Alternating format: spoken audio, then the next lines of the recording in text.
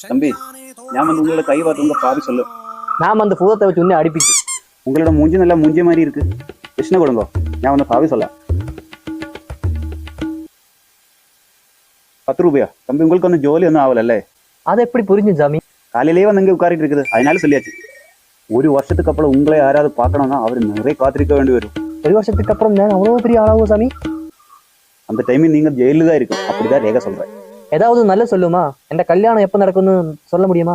உங்களோட கல்யாணம் சூரியனும் சந்திரனும் சுக்கிரனும் வியாழ ஒന്നിச்சு வருന്ന இந்த சிங்க மாசத்துல. நீ சிங்க மாசத்துல நடக்குமா? இந்த சிங்க மாசத்துல நடக்கிறதுக்கு வாய்ப்பே கிடையாது. அப்புறம் உங்களுக்கு கல்யாணத்தை பற்றி சிந்திக்க போலும் தேவையில்லை, நடக்காது. தம்பி, இன்னைக்கு என்ன டேட்டு? இன்னைக்கு 24 சாமி. அடுத்த மாசம் 1ஆம் தேதி. 1ஆம் தேதி? சொல்லுங்க சாமி. 1ஆம் தேதி எனக்கு வந்து பழனி கோவில் ஒரு கல்யாணம்.